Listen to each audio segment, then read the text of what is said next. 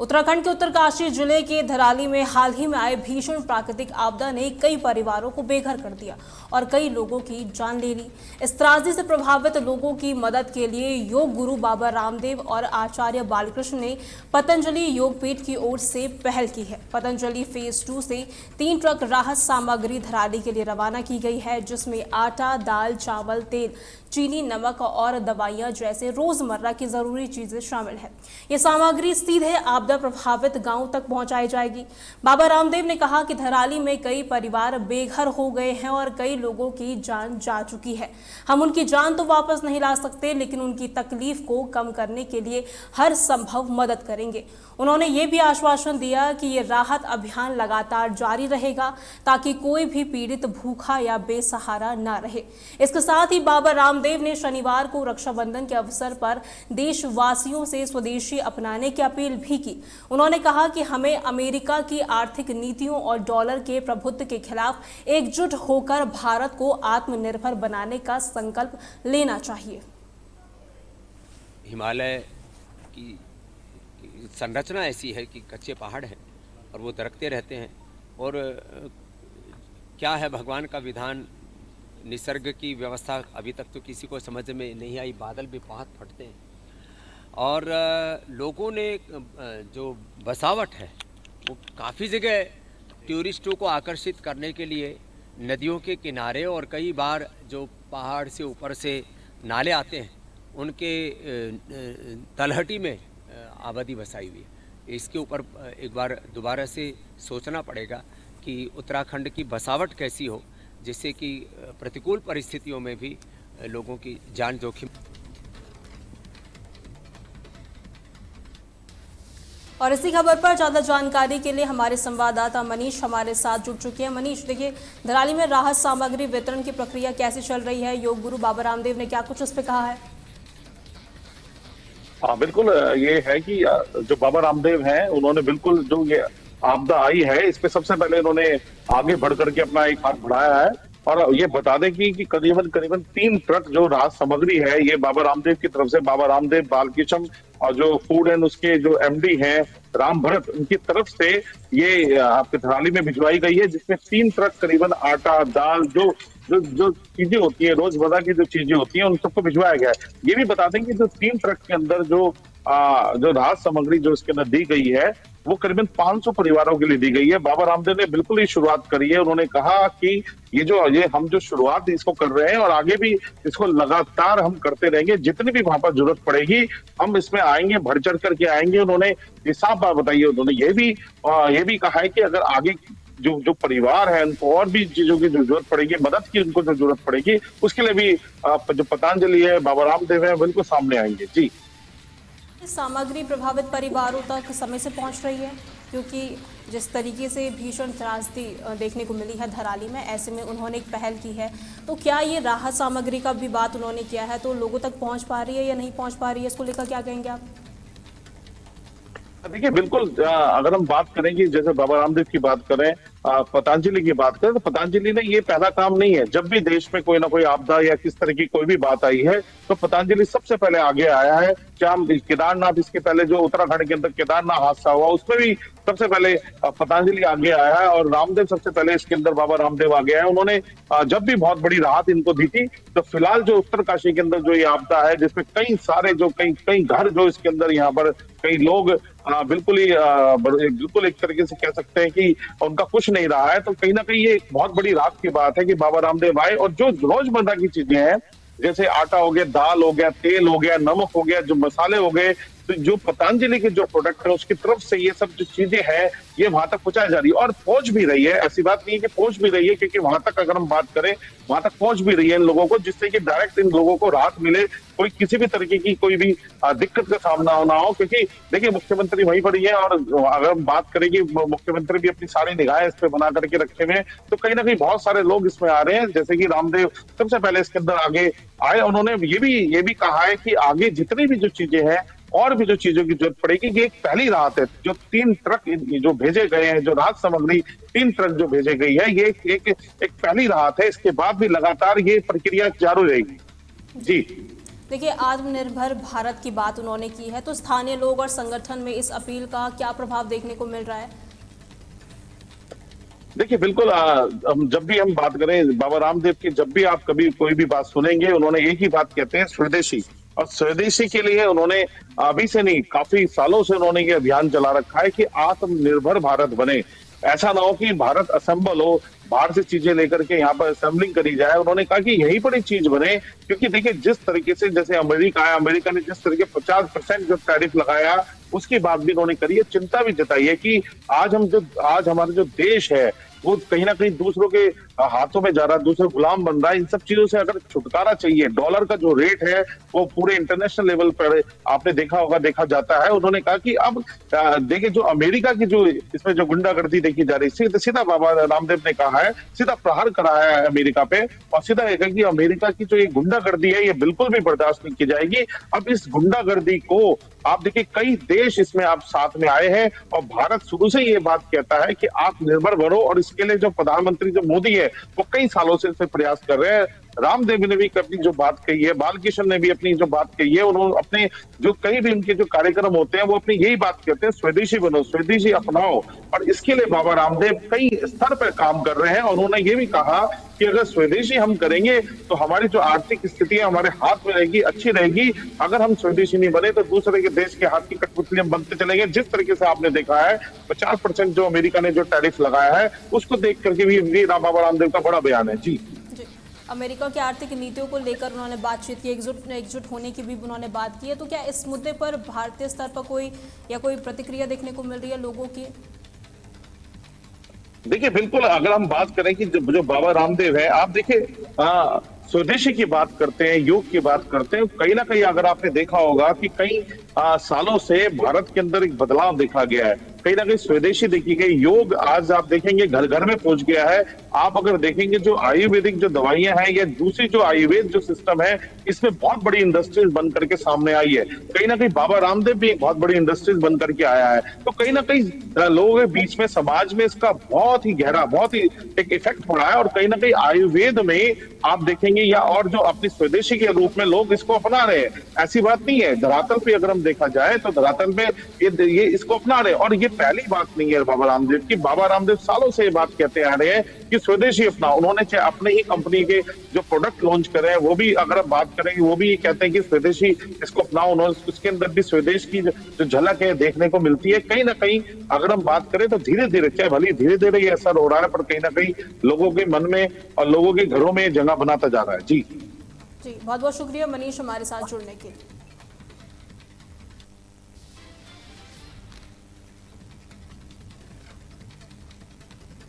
उत्तराखंड के उत्तरकाशी जिले में धराली, हर्षिल और आसपास के इलाकों में हाल ही में प्राकृतिक आपदा ने भयावह स्थिति पैदा कर दी है।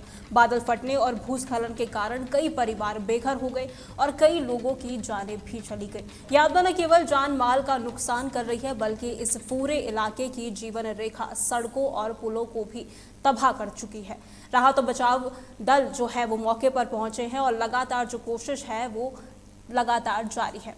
इसी के साथ आपदा प्रभावितों की सहायता के लिए हेली रेस्क्यू अभियान का सिलसिला आज भी जारी रहा। आज सुबह मौसम खराब होने के कारण हेली ऑपरेशन लगभग 9:45 बजे से शुरू हो पाया। मालती हेलीपैड से हेलीकॉप्टर के माध्यम से प्रभावितों के लिए बड़ी मात्रा में खाद्य एवं राहत सामग्री हर्षिल हेलीपैड तक भेजी जा रही है। हेलीकॉप्टर से वापसी में आपदा प्रभावित क्षेत्र से जरूरतमंद लोगों को मातली पहुंचने का नियमित सिलसिला भी लगातार शुरू हो गया। 7 अगस्त से शुरू हुई हेली मिशन के तहत अब तक 1178 लोगों को मातली क्षेत्र के बाहर निकाला जा चुका है। शनिवार को हर्षिल और धराली से आईटीबीपी मातली एयरपोर्ट पर 296 लोगों को लाया गया, जबकि हर्षिल और धराली से चिलियानी सौंड में चिनूक MI-17 और ALH हेलीकॉप्टर द्वारा 153 लोगों को सुरक्षित निकाला गया। आईटीबीपी, सेना, NDRF और SDRF की टीमें खराब मौसम और दुर्गम भौगोलिक परिस्थितियों के बावजूद लगातार राहत और बचाव कार्यों में जुटी हुई है।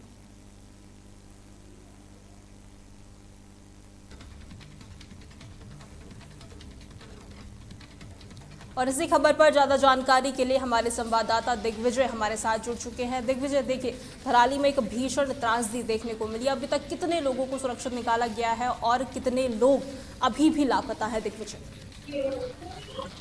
अब बिल्कुल विजय लक्ष्मी, आपको बता दें जो रेस्क्यू ऑपरेशन है वहां पर वो लगातार चल रहा है। और शनिवार के दिन की ही अगर हम बात करें, कल के दिन की बात करें, तो कल का दिन का जो डेटा सामने आया है 480 लोगों को, ये वो लोग हैं जो गंगोत्री राष्ट्रीय राजमार्ग पर जगह जगह पर फंसे हुए थे बादल फटने के बाद। और जो आपदा उत्तरकाशी में आई है उसके बाद बहुत सारी सड़कें ऐसी है जो धंस गई थी, बंद हो गई थी। बहुत जगहों पर जो राजमार्ग है वो पूरी तरीके से वॉश आउट हो गया था। तो ऐसी परिस्थिति में बहुत ज्यादा लोग उत्तरकाशी के अलग अलग जगहों पर फंसे हुए हैं। ये समझना बहुत जरूरी है कि ये सिर्फ धराली की बात नहीं है, बल्कि पूरे उत्तरकाशी की मैं बात कर रहा हूं। कल के दिन 480 के करीब लोग थे जिनको रेस्क्यू किया गया, और अभी तक 1000 से ज्यादा लोगों को दावा किया जा रहा है कि रेस्क्यू किया गया है। लेकिन सबसे बड़ी चुनौती अभी भी गंगनानी से लेकर के और हर्षिल और उसके बाद फिर धराली, ये वो मेन पॉइंट है जहां पर बहुत ज्यादा स्थिति खराब थी। अब धराली में, क्योंकि जो वीडियो था वो सभी ने देखा, सबसे जो केंद्र आपदा का इस पूरे क्षेत्र में था वो धराली रहा है। धराली बाजार पूरी तरीके से इस समय मलबे में दबा हुआ है। ऐसे में वहां पर रेस्क्यू टीमों का पहुंचना, वहां से रेस्क्यू करना, और रेस्क्यू भी उन लोगों का, विजय लक्ष्मी, जो लोग उस मलबे के अंदर दबे हुए हैं, जो लोग लापता हैं, उनको खोजना सबसे ज्यादा महत्वपूर्ण है, सबसे ज्यादा इंपॉर्टेंट है। वहां तक पहुंचना भी काफी ज्यादा मुश्किल है। जैसे कि आपने बताया कि आज एक बार फिर से रेस्क्यू ऑपरेशन का, क्योंकि आज 6वां दिन है, और आज के दिन की अगर बात करें तो हेलीकॉप्टर से रेस्क्यू ऑपरेशन थोड़ा देर में शुरू हुआ, क्योंकि मौसम वहां पर लगातार बंद पड़ा था। अब मौसम जब खुला है तो उसके बाद हेलीकॉप्टर से रेस्क्यू ऑपरेशन भी शुरू किया जा रहा है। और इसके साथ ही जो हाईटेक तकनीकें हैं, उन हाईटेक तकनीकों का भी उपयोग किया जाएगा। हैदराबाद से एक रडार मंगाया गया है, उस रडार से सहायता ली जाएगी कि मलबे के अंदर जो लोग दबे हुए होंगे तो उनको डिटेक्ट करने का काम वो रडार करेगा। थर्मल इमेजिंग कैमरा का उपयोग किया जा रहा था, जो लगातार हम अपने दर्शकों को अपडेट दे रहे थे। लेकिन मौसम सबसे बड़ी चुनौती है, और ऐसे में हवाई मार्ग से तो लगातार रेस्क्यू ऑपरेशन चल ही रहा है, लेकिन अगर सड़क मार्ग वहां तक कनेक्ट हो जाता है, क्योंकि सड़क मार्ग का कनेक्ट होना अभी बहुत ज्यादा मुश्किल लगता है। कहीं पर 100 मीटर, कहीं पर 200 मीटर, कहीं पर 500 मीटर सड़क जो है पूरी की पूरी वॉश आउट हो चुकी है नदी में। बहुत सारे पुल जो है वो वॉश आउट हो चुके हैं नदी में। तो सबसे पहले अब प्राथमिकता यही रहेगी कि उन सड़क मार्गों को एक बार फिर से सुचारू करना, उनको खोलना, जो पुल बह चुके हैं उनको फिर से कनेक्ट करना, ताकि रोड से जो कनेक्टिविटी है वो बन सके और बड़ी संख्या में वहां पर राहत सामग्री को पहुंचाया जा सके। अभी तक जैसे कि विजय लक्ष्मी आपने बताया अभी कि हरिद्वार से बाबा रामदेव ने भी राहत सामग्री उत्तरकाशी के लिए वहां से भेजी है। इसी तरीके से कई एनजीओ की तरफ से भी और कई सामाजिक संगठनों की तरफ से भी इसी तरीके से राहत सामग्री भेजने की कोशिश की जा रही है। लेकिन जब तक सड़क मार्ग कनेक्ट नहीं होगा धराली तक, जब तक सड़क मार्ग कनेक्ट नहीं होगा तो ये भारी मात्रा में ये राहत सामग्री पहुंचाना थोड़ा सा मुश्किल होगा, इसमें चैलेंजेस होंगे। हालांकि हमने देखा चिनूक का सहारा सेना के चिनूक हेलीकॉप्टर का सहारा लिया जा रहा है, MI-17 हेलीकॉप्टर का सहारा लिया जा रहा है, यूकाडा के खुद अपने 8 से 10 हेलीकॉप्टर वहां पर लगे हुए हैं। लेकिन ये फिलहाल उन लोगों को बचाने का काम कर रहे हैं जो अलग अलग जगहों पर फंस गए थे। इसमें मैक्सिमम जो टूरिस्ट है वो बाहर के हैं, यानी कि दूसरे राज्यों के हैं। लेकिन धराली में कितने लोग लापता थे इसका स्पष्ट आंकड़ा अभी भी किसी के पास नहीं है। वो जो पूरा धराली बाजार मलबे में तब्दील हो चुका है उसका स्पष्ट आंकड़ा अभी भी किसी के पास नहीं। और आज की ही मैं आपको अगर अपडेट बताऊं तो आज दो चीजें सबसे महत्वपूर्ण है जिस पर नजर रहेंगे। एक तो रेस्क्यू ऑपरेशन हेलीकॉप्टर के जरिए, क्योंकि मौसम बंद हो रहा है फिर खुल रहा है, तो वो चैलेंज होगा आज, उस पर भी नजर रहेगी। इसके अलावा जो गंगोत्री राष्ट्रीय राजमार्ग पर गंगनानी के पास जो पुल बह गया था, लिमचा गाड़ के पास जो पुल बह गया था, ये एक मेन कड़ी है विजय लक्ष्मी हर्षिल को और बाकी के इलाके को धराली तक कनेक्ट करने के लिए। इस पुल को बनाने का काम बीआरओ पिछले 2-3 दिनों से कर रहा है, युद्ध स्तर पर काम चल रहा है, दिन रात जुटे हुए हैं। आज संभवतः अंतिम चरण में इसका निर्माण कार्य बताया जा रहा है। संभावना यह है कि आज रात तक या फिर ज्यादा से ज्यादा कल सुबह तक ये पुल बनकर के तैयार हो जाएगा। अगर ये पुल बनकर के तैयार होता है तो हैवी मशीनरी का जाना वहां तक आसानी से हैवी मशीनरी को पहुंचाया जाएगा। तो कुल मिलाकर अभी रेस्क्यू ऑपरेशन चल तो रहा है, लेकिन जो डेटा हम देख रहे हैं 1000 लोग, ये वो आंकड़े हैं जो अलग अलग जगहों पर गंगोत्री राष्ट्रीय राजमार्ग पर फंसे हुए थे, जो श्रद्धालु थे, यात्री थे। अभी भी जो धराली क्षेत्र है उस धराली में कितना नुकसान हुआ, कितने लोग मलबे में दबे, कितने लोग लापता चल रहे हैं, इसका स्पष्ट डेटा, स्पष्ट आंकड़ा आना अभी भी बाकी है। दिग्विजय, देखिए अगर मुआवजे की मैं बात करूं तो सरकार ने पीड़ितों के लिए मुआवजा का ऐलान किया है, 5 लाख के मुआवजे की उन्होंने बात की है। तो क्या जो पीड़ित है और जो लोग अभी जिनके लापता होने की सूचना भी सामने आ रही है, तो क्या ऐसे में जो मुआवजे का ऐलान किया गया है वो क्या वो पर्याप्त है? देखिए, मुआवजे को लेकर के हमने एक दो दिन पहले देखा, जब वहां पर खबर ये सामने सोशल मीडिया पर कुछ वीडियोस भी इसके सामने आई कि 5-5 हजार रुपए का वहां पर मुआवजा दिया जा रहा है। उस पर लोग भड़क भी गए, नारेबाजी भी हमने देखी वहां पर कुछ लोगों के द्वारा की गई। ये मुख्य रूप से उन लोगों की नाराजगी थी जो धराली के रहने वाले हैं, क्योंकि आप रेस्क्यू ऑपरेशन कर रहे हैं, राहत सामग्री पहुंचा रहे हैं, बाकी लोगों तक तो पहुंच रही है।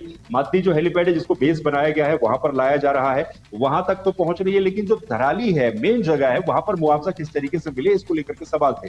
अब मुख्यमंत्री लगातार पिछले कुछ दिनों से उत्तरकाशी में ही डटे हुए थे, धराली समेत आसपास के इलाके में वो गए, वहीं से ही मॉनिटरिंग कर रहे थे। लेकिन कल शाम को जब वो वापस देहरादून आए, तो उसके बाद उन्होंने जो आर्थिक पैकेज है उसकी घोषणा की, और 5 लाख रुपए कहा जा रहा है कि 5 लाख रुपए मुआवजा जो है वो फौरी तौर पर दिया जाएगा। अब इसमें यह देखना होगा विजय लक्ष्मी कि आगे क्या इस मुआवजे की राशि को बढ़ाया जाता है, क्योंकि फौरी शब्द का अगर इस्तेमाल किया जा रहा है तो फौरी का मतलब आप तत्काल इसको सहायता के रूप में उनको दे रहे हैं, ताकि वो एक तरीके से थोड़ा सा स्टेबल हो सके।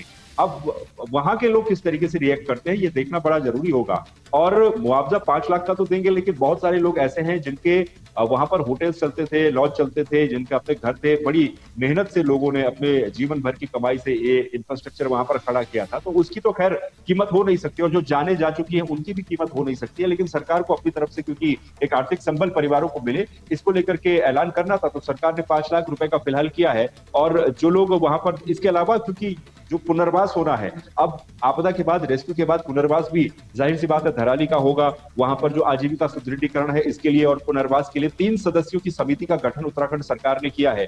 इस समिति में जो है तीनों आईएएस अधिकारी हैं उत्तराखंड के, तो इसका गठन किया है। ये भी अब इस पे आगे काम करेंगे, किस तरीके से वहां पर पुनर्वास होगा, कैसे रोजगार के साधन वहां पर लोगों को उपलब्ध करवाए जाएंगे जो लोग प्रभावित हुए हैं इसमें। एक और अपडेट विजय लक्ष्मी आपको ये दे दूं कि उत्तराखंड के जो मुख्य सचिव आनंद वर्धन, इन्होंने पौड़ी और धराली दोनों जगहों पर, क्योंकि आपदा आई है, यहाँ के लिए भूवैज्ञानिकों की एक टीम को भेजने का निर्देश भी दिया है, जो कि यहाँ पर जाकर के आपदा के जो कारण है उनका अध्ययन करेगी, और 1 हफ्ते के अंदर इस टीम को अपनी रिपोर्ट देनी है। इसके अलावा जो आईजी एसडीआरएफ हैं अरुण मोहन जोशी, ये सर्च और रेस्क्यू ऑपरेशन के नोडल अधिकारी इनको बनाया गया है। अरुण मोहन जोशी पहले ही दिन वहां पर ग्राउंड जीरो पर पहुंच गए थे। और दूसरी बात, ये जो वैज्ञानिकों की टीम जाएगी, पौड़ी के सैंजी में आपदा आई और धराली में आपदा आई, तो यहाँ पर कारणों का पता लगाया जाएगा। ये भी बड़ा जरूरी बन जाता है, क्योंकि इस तरह की आपदाएं अक्सर उत्तराखंड में आ रही है, तो वैज्ञानिकों के लिए चिंता की बात भी और रिसर्च का इशू भी ये बन जाता है कि क्यों आपदाएं लगातार आ रही है इन क्षेत्रों में। इसकी गहनता के साथ जांच की जाए, इस पर रिसर्च की जाए, और न सिर्फ उत्तराखंड की टीम जो मुख्य सचिव ने कहा है, इसके अलावा केंद्र की टीम भी जो है अगले हफ्ते तक एक चक्कर धराली का और आपदाग्रस्त इलाकों का लगाने वाली है कि हर संभव मदद दी जाएगी। लेकिन ज़मीनी हकीकत की अगर हम बात करें तो सड़कें बंद हैं, पुल टूटे हुए हैं, लोग वहां फंसे हुए हैं। ऐसे में क्या सरकारी मशीनरी धीमी गति से काम नहीं कर रही? क्योंकि जिस तरीके से हर संभव मदद का बात किया जा रहा है, जिस तरीके से मुख्यमंत्री भी बोल रहे हैं और लगातार टीमें भी वहाँ पर मौजूद है, लेकिन ज़मीनी हकीकत जो तस्वीरें सामने आ रही है उसको लेकर क्या कुछ कहेंगे दिग्विजय? देखिए, सड़कें बंद हैं, लोग फंसे हुए हैं, बाढ़ आ रही है, मौसम जो है वो लगातार परिवर्तित होता जा रहा है। ऐसे में लोगों को हर संभव मदद दिग्विजय कैसे मिल पाएगी? अब बिल्कुल इसके अगर हम देखें तो 2 पहलू इस समय उत्तराखंड में देखने को मिल रहे हैं, क्योंकि कांग्रेस के प्रदेश अध्यक्ष करण महारा जो हैं वो भी वहां पर गए, और जैसा मुख्यमंत्री आपदा क्षेत्र में डटे हुए थे वैसे ही करण महारा भी डटे रहे। करण महारा बल्कि खुद लगभग 30 के आसपास किलोमीटर पैदल चल करके वहां से गए। उनके कुछ वीडियो भी सामने आए जिसमें वो रस्सी के सहारे नदी को पार करते हुए पहाड़ी से उतरते हुए नजर आए हैं। अब यहाँ पर विपक्ष का कहना यह है कि सरकार जो मेन स्थान है धराली का क्षेत्र है, तो उन स्थानों पर सही तरीके से मदद को समय से नहीं पहुंचा पाई। हालांकि इसमें दूसरा पहलू ये भी है विजय लक्ष्मी की, जो बहुत एक बड़ा इलाका है वो सड़क मार्ग के जरिए जो कनेक्ट था वो बड़े इलाके में वॉश आउट हो चुका है। 500 मीटर सड़क, 600 मीटर सड़क, 400 मीटर सड़क अगर एक जगह पे बह जाती है और तो उसी को सुचारू करना बड़ा मुश्किल हो जाता है। लेकिन यहाँ पर हर दूसरे कदम पर इसी तरीके से एक बहुत बड़ा पैच सड़कों का वॉश आउट हो चुका है। अब उनको अगर सबसे पहले उन सड़कों को बनाना है तो उसके लिए भी हैवी मशीनरी चाहिए। हैवी मशीनरी तब पहुंचेगी जब पहले वाला पैच बनेगा। तो अभी हम देख रहे 3 दिनों से हम गंगनानी में अटके हुए, जो रेस्क्यू की टीमें हैं जो बाई रोड वहां पर जाने की तैयारी में थे, तो वो गंगनानी में अटके। अब गंगनानी का पुल बनेगा तो उसके बाद आगे कुछ और पैचेस हैं जो टूटे हुए हैं, जो खराब है। भटवाड़ी में सड़क खराब थी 3-4 दिन पहले जब ये आपदा आई थी, तो उसके बाद 2 दिन लगे थे वहां पर, लेकिन 2 दिन के बाद कम से कम छोटी गाड़ियों के गुजरने के लिए उसको ठीक कर दिया गया था। अब बहुत तेजी के साथ कंस्ट्रक्शन करना हो या फिर बहुत तेजी के साथ रेस्क्यू चलाना हो, तो तभी संभव है जब हैवी मशीनरी, बड़ी मशीनरी आएंगी। बड़ी मशीनरी तब आ पाएगी जब सड़क ठीक रहेगी, और सड़क ठीक करने में ही फिलहाल अभी दो चैलेंजेस है। एक तो राजमार्गों को भी ठीक करना है, और जो धराली में आपदा में जो लोग लापता है दबे हुए, उनको भी तलाश करना है। तो चैलेंजेस है, चुनौतियां हैं, लेकिन इन चुनौतियों से निपटने का काम भी सरकारों का ही है, और उसके लिए रणनीति बनाने का काम भी सरकारों का ही है। देखिए, बीआरओ की टीम सड़क खोलने की कोशिश कर रही है, लेकिन अगर पिछले सालों की मैं अगर बात करूं दिग्विजय, देखिए सड़कों की हालत जो है वो उत्तराखंड में जर्जर रही है। इसको लेकर हमेशा से सवाल उठते रहे हैं, क्या सरकार ने इस ओर कभी ध्यान दिया था? और जिस तरीके से आज जो हालात धराली जैसे क्षेत्रों में दिख रहे हैं, उसको लेकर अब क्या कदम उठाए जाएंगे दिग्विजय? क्योंकि लगातार सड़कों को लेकर सवाल उठे हैं। जब भी बाढ़ आती है, जब भी उत्तराखंड में इस तरीके की त्रासदी देखने को मिलती है, जब भी आपदा आती है, तो बुरा प्रभाव पड़ता है। और इससे पहले भी इस तरीके की घटनाएं देखने को मिली है, जहां पर जो सड़कें हैं वो जर्जर हालत में नजर आए हैं। और अब जिस तरीके से घटना सामने आई है, इसको लेकर अब क्या काम किया जाएगा दिग्विजय? अब बिल्कुल इस तरीके की आपदाएं जब भी आती हैं तो चर्चा इस बात को लेकर के शुरू हो जाती है कि उत्तराखंड में लगातार ऐसी आपदाएं क्यों आ रही हैं। क्या ये विकास जो अंधाधुंध हो रहा है उसकी वजह से आ रही हैं? कुछ लोग ये मानते हैं कि भाई अगर विकास अंधाधुंध हो रहा था तो उन जगहों पर आपदाएं आनी चाहिए थी जहां पर विकास हुआ है। धराली में ना तो स्कूल है, ना हॉस्पिटल है, ना कोई इंफ्रास्ट्रक्चर है, तो विकास का नाम किसे दे? क्या होटल और जो लॉज और जो होम स्टे बने हैं, क्या उसको हम विकास का नाम दे दें? आपने कहा कि अब इस पर आगे क्या करेगी सरकार। तो हर बार ऐसी आपदाओं के आने के बाद समितियां बनती हैं, अपनी जांच रिपोर्ट करती हैं, लेकिन उसके बाद उन जांच रिपोर्टों का क्या होता है ये पता नहीं है। इसके अलावा सड़कों को लेकर के बड़ा प्रश्न था, जो आपने भी कहा कि लगातार हर साल उत्तराखंड में आपदाएं आती है तो सड़कें बंद होती हैं, क्योंकि पहाड़ी राज्य है और पहाड़ी राज्य में आपदाओं का आना आम बात है, कॉमन सी बात है। ये प्राकृतिक आपदाएं हैं, किसी का मानव का बस इस पर है नहीं, लेकिन उसको कम कैसे किया जाए, उसके लिए रास्ते कैसे तलाशे जाए, ये जरूर मानव का काम हो सकता है, सरकारों का काम हो सकता है। हमने देखा चार धाम ऑल वेदर रोड परियोजना के नाम से सड़क यहाँ पर बनाई गई, प्रधानमंत्री नरेंद्र मोदी का कहा गया ड्रीम प्रोजेक्ट है, लेकिन वही ऑल वेदर, हर वेदर में, ऑल वेदर का मतलब होता है हर वेदर में चलने वाली सड़क, तो वैसे भी उत्तराखंड की सड़कें हर वेदर में चलती थी, लेकिन बरसात के समय में तो जो सड़कें हैं वो टूटती ही हैं। अभी भी वो टूट रही हैं, तब भी वो टूट रही थी, तो इसका क्या फायदा हुआ? ये तमाम सवाल जो उठाए जा सकते हैं, लेकिन एक पहाड़ी राज्य होने, सरकार करती रही है कि ऑल वेदर रोड है। इस ऐसे में चाहे वो पर्यटक हो, चाहे वो आम नागरिक हो, उन्हें कोई भी दिक्कत परेशानी नहीं होगी, लेकिन ऑल वेदर रोड तो ऐसे में एक खस्ता नजर आ रही है दिग्विजय। बिल्कुल, ऑल वेदर कहा गया कि इससे सहूलियत होगी, लेकिन उसके बावजूद भी सड़कें टूट रही हैं। अब उत्तरकाशी वाला हाईवे देखिए, वो भी ऑल वेदर रोड के अंतर्गत था, लेकिन बहुत जगहों पर टूटा हुआ है। Kedarnath highway all weather road के अंतर्गत आता है, लेकिन वो भी बहुत जगहों पर टूटा हुआ है। तो ऐसा नहीं है, हम कह सकते हैं कि रोड चौड़ी जरूर हुई है, लेकिन ऑल वेदर एक तरीके से कह देना उत्तराखंड में एक तरीके से असंभव सा लगता है, क्योंकि हर साल बरसात होती है, पहाड़ है, कच्चे पहाड़ उत्तराखंड के हैं, जाहिर सी बात है बरसात होगी तो वो पहाड़ स्लाइड करेगा, वहां पर लैंडस्लाइड होगा। लेकिन नई बात ये इतिहास रहा है उत्तराखंड में ऐसी आपदाओं का, लेकिन उसको किस तरीके से जो जन धन की हानि है उसको कम किया जाए, या फिर जो लोग हैं एक प्रिकॉशनरी वहां पर ऐसे सिस्टम हम तैनात कर दें कि भाई लोगों को कम से कम कुछ अनुमान रहे कि यहाँ पर कोई बड़ा खतरा हो सकता है, इसलिए हमें किस दायरे में रह करके कंस्ट्रक्शन करना है। धराली का ही हम एग्जांपल लें तो वहां पर हम देख रहे हैं कि नदी का जो बहाव था, जो मोड़ था, उसके आसपास लोगों ने बहुत ज्यादा कंस्ट्रक्शन कर दिया था, या फिर जिसने भी कंस्ट्रक्शन किया। तो ये चीजें हमें ध्यान में रखनी चाहिए कि जो नदी है किसी दिन अपना नेचुरल रास्ता अगर लेगी, उसमें ओवरफ्लो होगा, बाढ़ आएगी, तो जाहिर सी बात है वो सामने जो भी आप बनाओगे वो बहाते हुए लेकर जाएगी। तो एक बैलेंस तरीके से काम करने की आवश्यकता है। हर बार इसको लेकर के बात होती है, लेकिन ये बैलेंस कब होगा, कब बनेगा, कौन इसको निगरानी रखेगा, इस पर कौन इस पर बातचीत करेगा, ये आपदाओं के बाद सिर्फ सवाल उठते हैं, इस पर जवाब अभी तक कहीं से नहीं आया। जी दिग्विजय, देखिए आपने एक ये जिक्र भी किया था कि भूवैज्ञानिकों की टीम आज वहां पहुंचेगी और वहां का पूरा अपडेट लेगी, पूरी रिपोर्टिंग लेगी। तो क्या इसके बाद जिस तरीके से वो रिपोर्ट पेश करेगी, इसके बाद क्या कोई ठोस नीति बनेगी? क्योंकि 2013 के बाद ये त्रासदी देखने को मिली, इससे पहले जोशीमठ में भी इस तरीके के हालात देखे गए। तो इसको लेकर हमेशा से क्या कुछ रहा है और अब इसको लेकर क्या कुछ की जाएगी? क्योंकि ऐसे में लगातार ये बात जब 2013 की हुई या जोशीमठ की हुई और अब उत्तरकाशी में आई है, और ऐसे में हमेशा से ये बात बोली जाती है कि भूवैज्ञानिक की टीम वहां पे जाएगी, वो रिपोर्ट पेश करेगी, लेकिन उसके बावजूद भी ये तीसरी बड़ी ऐसी त्रासदी देखने को मिली है। इसको लेकर क्या कोई ठोस नीति बनाई जाएगी दिग्विजय? अब बिल्कुल विजय लक्ष्मी, देखिए हम खतरे का पूर्वानुमान एग्जैक्ट तौर पर नहीं लगा सकते हैं, क्योंकि वो प्राकृतिक आपदा है, जैसे कि हमने कहा, वो कभी भी घट सकती है और किसी भी जगह पर घट सकती है।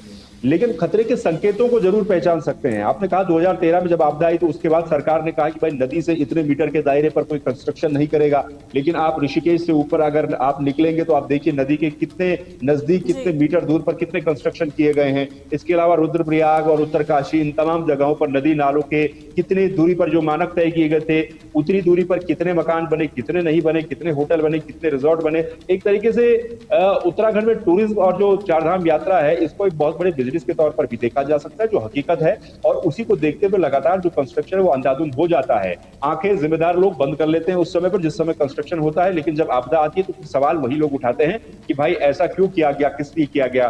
तो ये इस पर जरूरत इस समय है कि एक सख्त तरीके से एक सख्त पॉलिसी ऐसी बनाई जाए जिस पर सरकार भी निगरानी रखे और तमाम जो जिम्मेदार संस्थाएं हैं वो भी निगरानी रखें कि अगर आप नदी नालों के आसपास हैं तो आपको कितने मीटर के दायरे में कंस्ट्रक्शन करना है, कितने में नहीं करना है, आपको किन बातों का ध्यान रखना है, किन बातों पर नहीं रखना है। खासतौर पर अगर आपके आसपास जो नदी नाला बह रहा है उसके ऊपर कोई ग्लेशियर हो, क्योंकि यहाँ पर भी वही बातें सामने आ रही हैं कि जो खीरघाट गदेरा था उसके ऊपर ग्लेशियर था और ग्लेशियर जब बस्ट हुआ वहां से मलबा आया तो तब जाकर के ये आपदा जैसी स्थितियां आई। तो इन तमाम चीजों पर ध्यान रखने की आवश्यकता है, जो काम सरकारों को करना चाहिए और उम्मीद है कि सरकार इस पर ध्यान देगी। जी देखिए, सरकार हमेशा से पर्यटन और तीर्थाटन ये दो मुद्दे हैं जिसको लेकर हमेशा से अपनी बात रखती आई है। और ऐसे में अगर इस तरीके की त्रासदी अगर देखने को मिलेगी तो ऐसे में पर्यटन और तीर्थाटन में किस तरीके का प्रभाव देखने को मिलेगा दिग्विजय?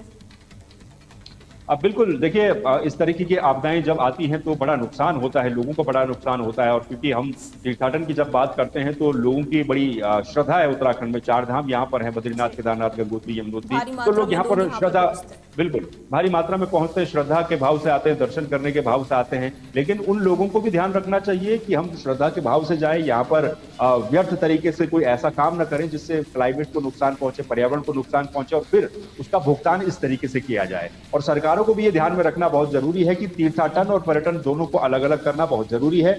जो पर्यटन है वहां पर लिमिटेशंस होनी चाहिए, जो तीर्थाटन है वहां पर भी लिमिटेशंस होनी चाहिए, क्योंकि हम हिमालय में रह रहे हैं और हिमालय बहुत संवेदनशील होता है, बहुत सेंसिटिव होता है।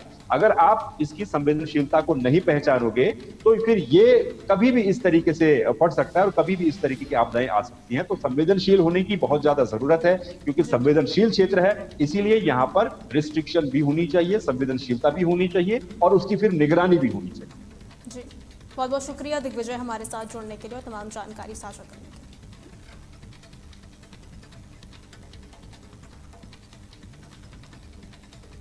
दिग्विजय जी हमारे साथ जुड़े थे और तमाम जानकारी उन्होंने हमारे साथ साझा की। तो ये ज़रूर ये बात सामने आ रही है कि धराली जैसे आपदाएं हमें ये याद दिलाती है कि प्रकृति के साथ तालमेल बिठाना कितना ज़रूरी है। हमें उम्मीद करनी चाहिए कि जल्दी स्थिति सामान्य होगी और प्रभावित लोग एक बार फिर से अपना जीवन शुरू कर पाएंगे। तहलका योद्धा में फिलहाल के लिए इतना ही। खबरों के लिए बने रहे तहलका डिजिटल के साथ।